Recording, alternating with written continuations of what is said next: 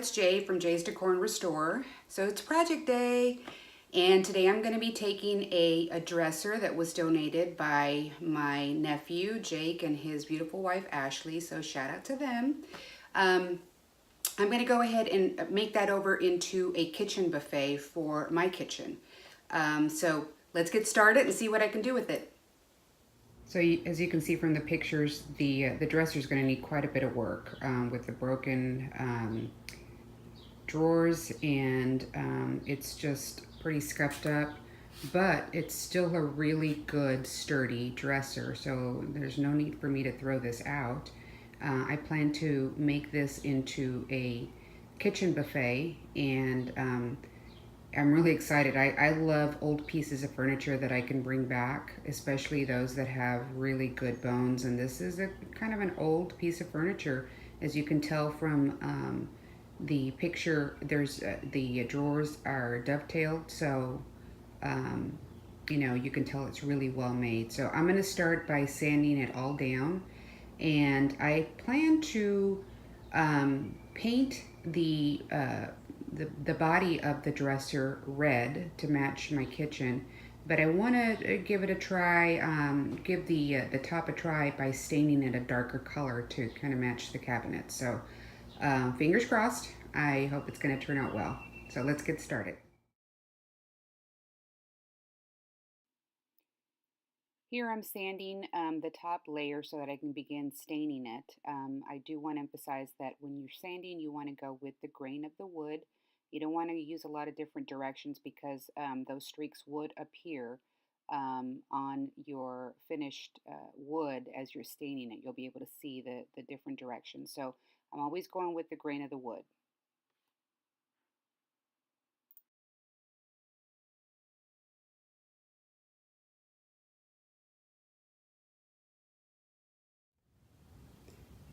All right, so I've taken the dresser apart, and I've sanded it down.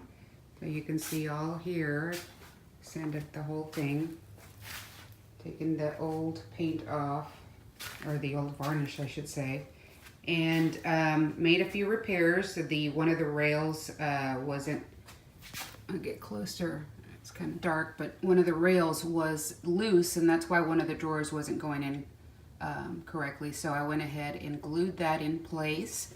And then the drawer that had the split board on the bottom, I went ahead and instead of getting a new board, I wanted to try and keep all the original parts on there. So I actually glued another board on the bottom of the board, so you won't see it, but it's now glued in place, and it's going to work just fine. So I'm going to go ahead and start priming, and as you can see here, I've taped off the edges because I don't want to paint the top. I'm going to stain the top, but I am going to paint the body of the dresser. So I'm going to start priming that. So I will go ahead and come back after I finish priming.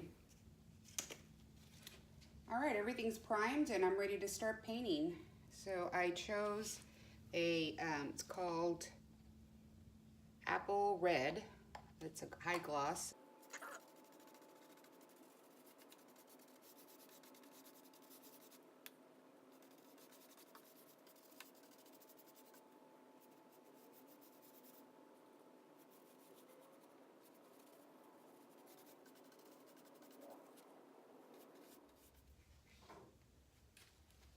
All right, now that I've conditioned the wood and it's dry, I'm going to go ahead and start staining.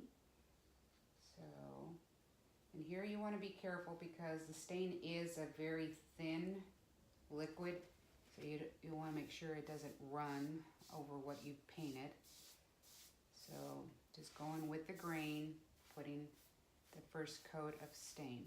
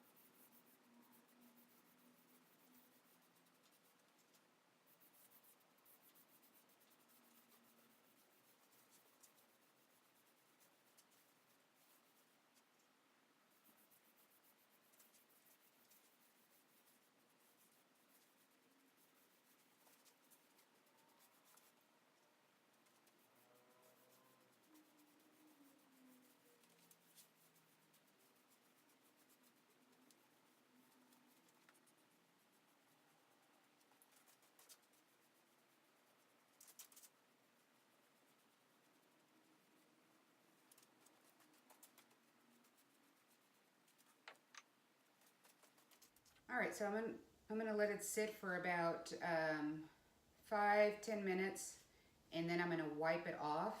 Remember, you want to wipe off the stain so that it doesn't remain sticky.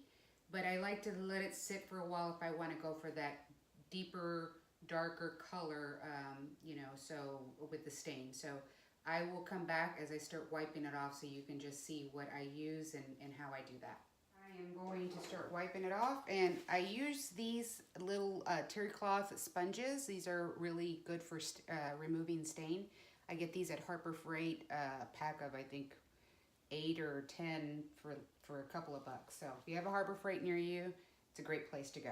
All right, so I just start wiping off, and I start with the side that I started staining just because it's been on longer. And so I want to remove that. Really like the richness of this color. It shows a red mahogany.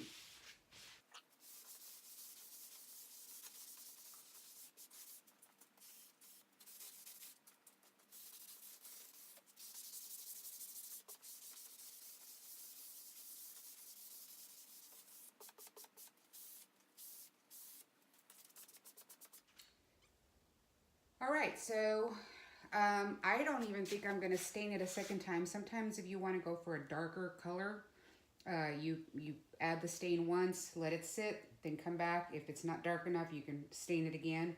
But I'm really happy with the color the way it is. So now I'm gonna let it dry, and then I'm gonna polyurethane the whole thing. Probably adding at least 2 to 3 coats to the top just so that I know it's protected, and if we lay something on top, won't leave rings. And then I'll come back when I put everything back together, and I bought some really pretty knobs, so I will show you the final result.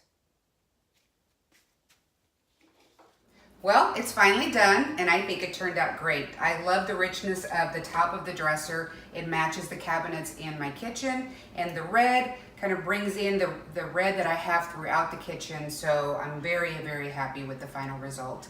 And as you can see, I added some floating shelves here. After I had put the dresser here, I realized that the wall was pretty empty. And you know I like my wine, so I thought I'd dedicate a wall to wine time. Be sure to subscribe to my channel because I am going to do a video on how to make these floating shelves. They're very easy. And from the picture that I've attached, you'll see that I added T-molding to one of the bottom of the shelves so that I can hang my wine glasses upside down.